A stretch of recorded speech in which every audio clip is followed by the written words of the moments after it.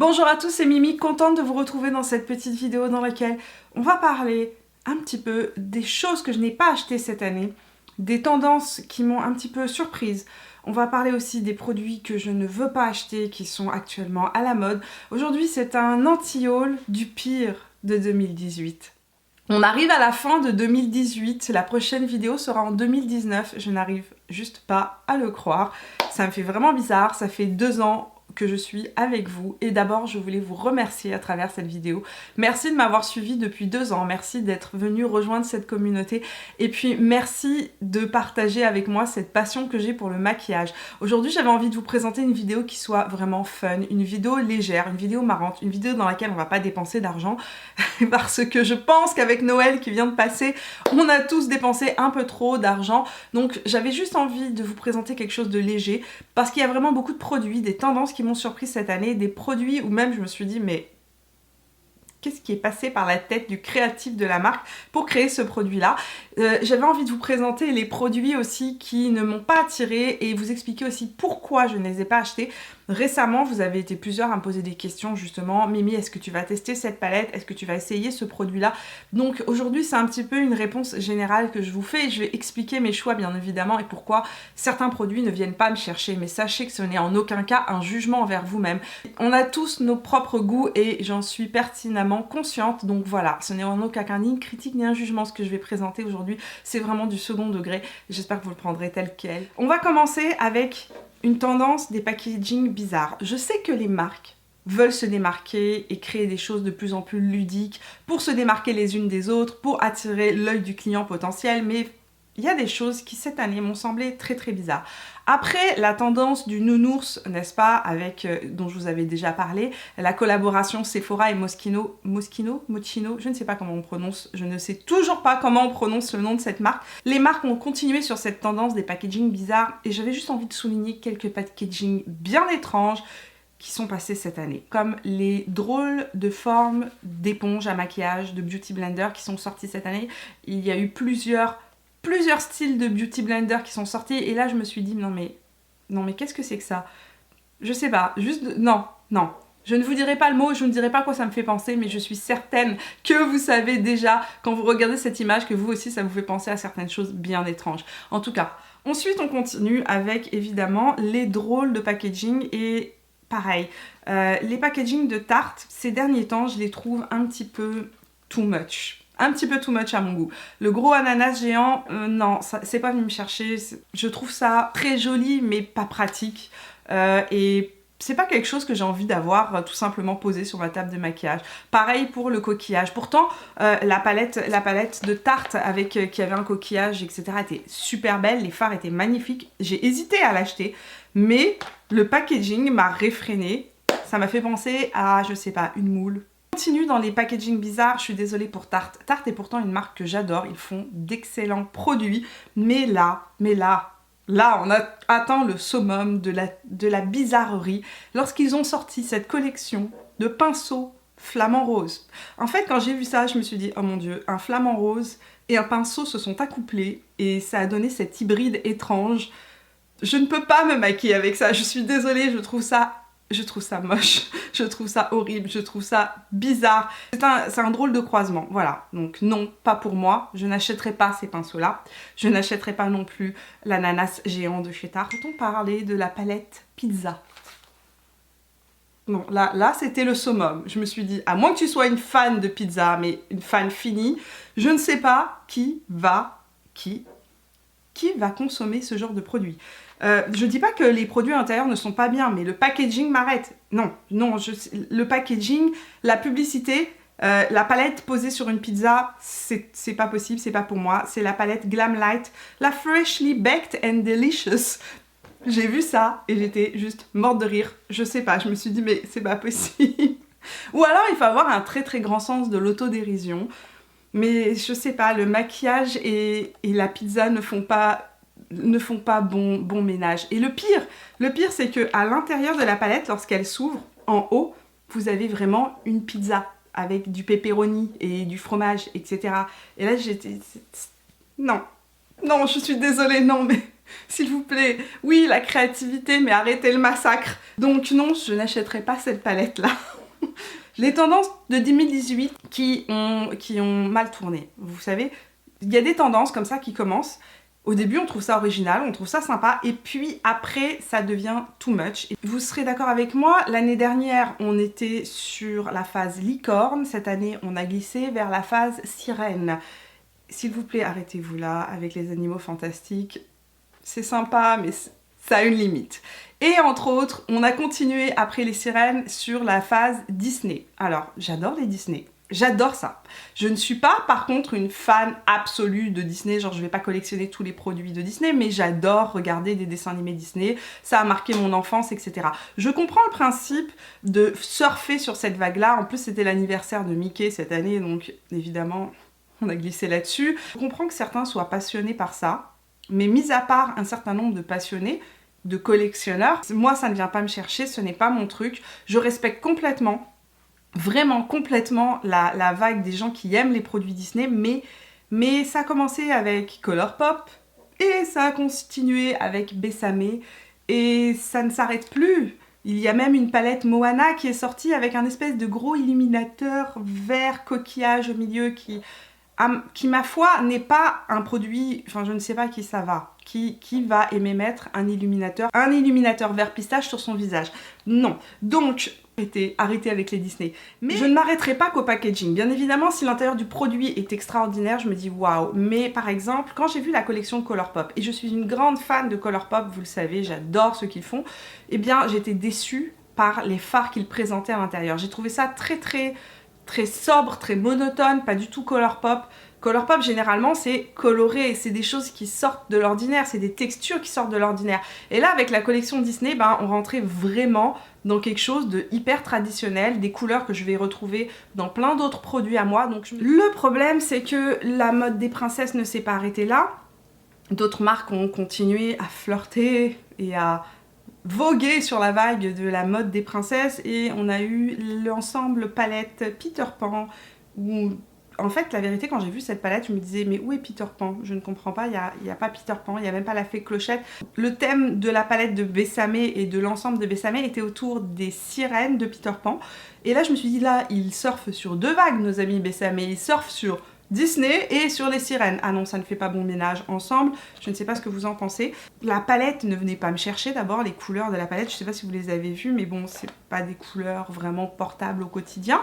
Et je trouvais pas que ça représentait non plus Peter Pan, parce que comme je vous ai dit, c'était vraiment autour du thème aquatique, alors que Peter Pan pour moi c'est plus le thème, je sais pas, on s'envole tout droit vers la grande étoile et à gauche. Certaines marques ont remarqué donc que le régressif et le retour en enfance fonctionnaient.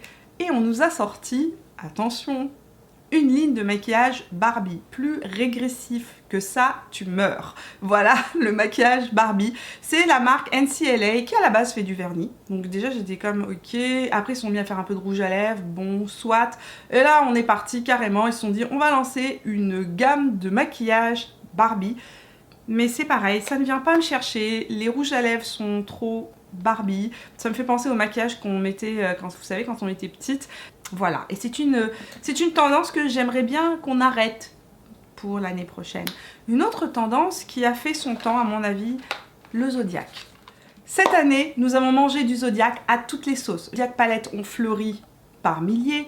On a eu des collections de rouge à lèvres Zodiac. Ça y est, ça suffit. Le Zodiac aussi, on a fait le tour. S'il vous plaît, arrêtez, trouvez d'autres idées.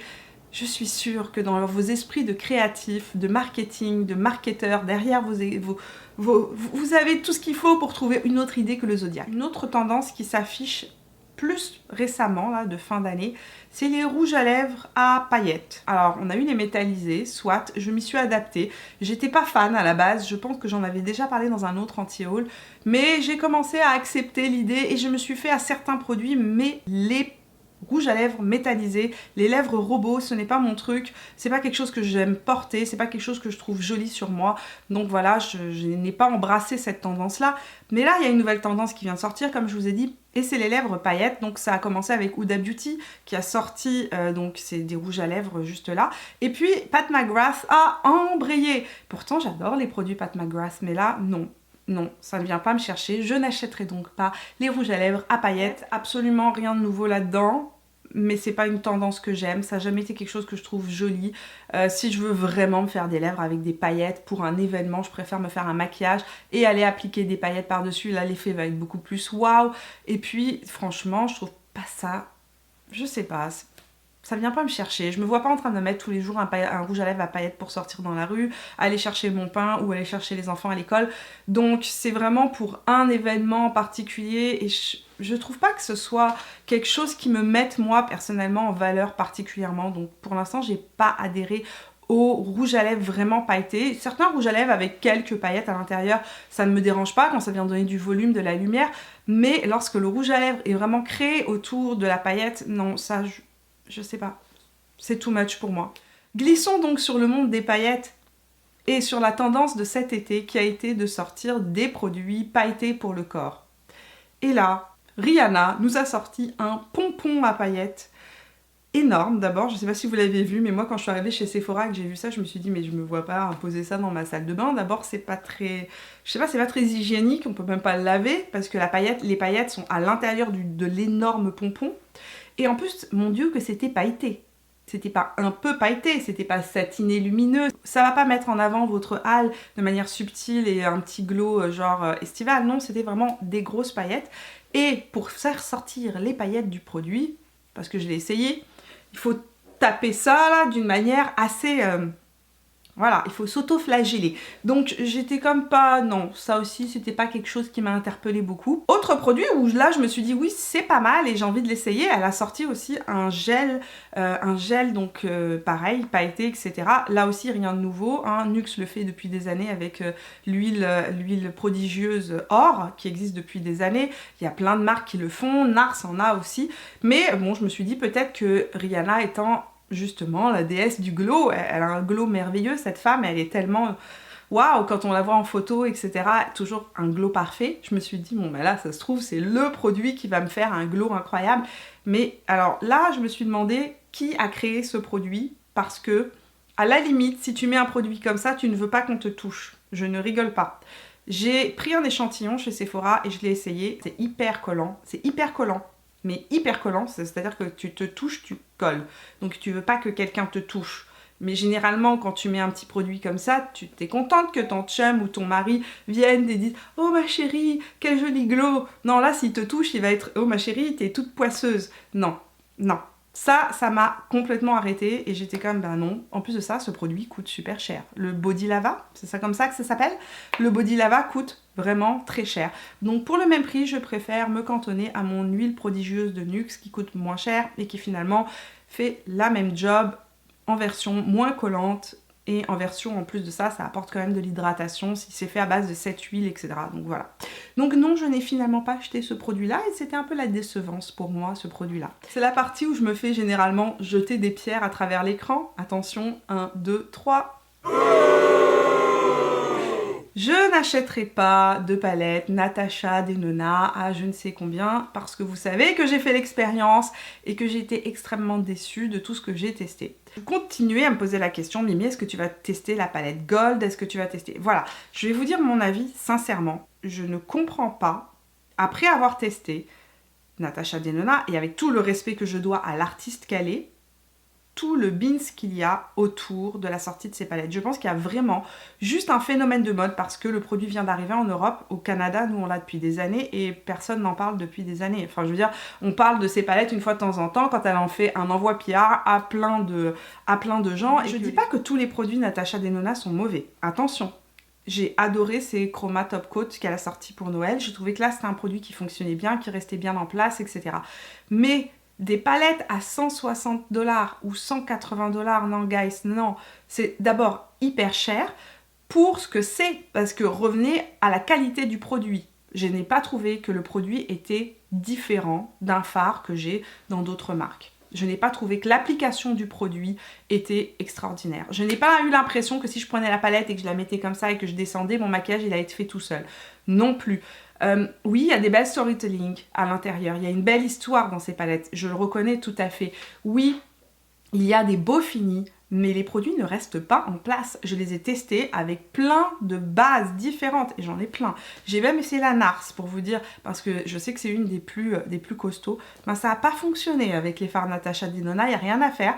On met le produit sur ses yeux et à la fin de la journée, ben, tout est parti et il n'y a rien. Donc moi, payer 160 $ un produit pour que quand je me maquille le matin, le soir à 4 h, il n'y ait plus rien, j'ai plus qu'une espèce de bouillabaisse sur l'œil de couleurs unies, enfin voilà, je veux dire, à quoi sert d'avoir fait tout ce travail artistique avant pour qu'au bout de 2 heures, il n'y ait plus rien. Donc ça m'a posé un problème et je pense que je vais sincèrement arrêter l'expérience là au niveau des palettes chères de Natasha Denona. C'est tout, voilà. Donc je ne rachèterai pas la palette Gold. Je trouve que les produits Pat McGrath ont une meilleure qualité de très loin, mais de très très loin, aux produits et aux palettes de Natasha Denona.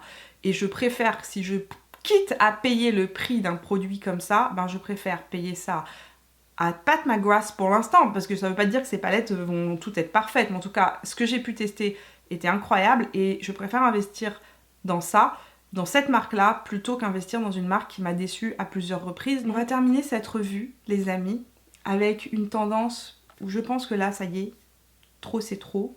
Vous étiez nombreuses et nombreux à me demander est-ce que je vais tester la dernière palette Kate Von D. Et non, je ne vais pas tester la palette Lolita, je ne vais pas acheter la palette Lolita. Pourquoi? Parce que trop de rose tue le rose, les amis. Trop de rose tue le rose. J'ai l'impression que là, il n'y a plus que ça. On ne voit plus que ça. Donc, ça a commencé avec la Backtalk. Ok, certes, là, je trouvais que l'idée était super originale. Après, Urban Decay est venu avec la Naked Cherry. Bon, on était sur des tons beaucoup plus profonds. On continuait l'histoire. Ok, pourquoi pas. On continue après avec Huda Beauty. Elle est venue rajouter quand même des fards qui avaient des toppers, etc. Donc là, je me suis dit oui, ok. Mais là, je ne vois absolument rien que je n'ai déjà vu.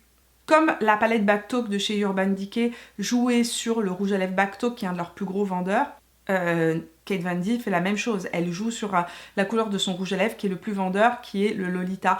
Mais franchement, c'est encore du rose. Basta, trop de rose. J'aime le rose, mais là, trop de rose. Pour moi, je ne vois pas ce que ça va m'apporter d'acheter une palette, d'investir dans une palette où les fards qu'il y a dedans ben, sont des choses que j'ai déjà dans ma collection. Alors peut-être que sa palette est sortie trop tard. Certainement que si elle était sortie avant la Naked Cherry, ben, j'aurais été intéressée à la tester.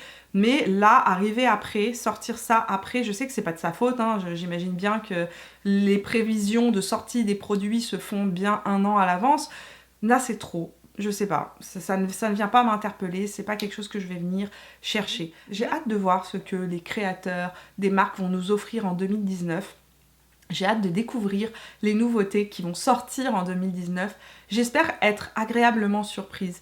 J'espère aussi qu'on va me sortir de ma zone de confort, qu'on va trouver un petit peu du renouveau, de l'élan, parce que j'ai trouvé que cette année, ça s'est vraiment accéléré à une vitesse, la sortie des produits, qui, moi, me décontenance. Je me sens larguée, vraiment larguée. Trop de marques, trop de produits. Ça sort non-stop. Et les marques n'ont même pas le temps de faire vivre une collection, qu'elles en sortent une deuxième. Et ça me pose un problème. Donc ça aussi, c'est une tendance que j'aimerais bien qui se calme pour l'année 2019. Et j'aimerais vraiment pour 2019, on ait le temps de reprendre du plaisir, de jouer, parce que c'est un jeu le maquillage, parce que ça doit être aussi un moyen de se sublimer, ça doit pas être un moyen de se cacher, ça doit être un moyen d'expérimenter, ça doit être un moyen d'exprimer tout simplement des partie de notre personnalité, et là je trouve que on se noie un petit peu sous la tonne de produits qui sortent. So, my friends, nous sommes arrivés au bout de cet anti-haul.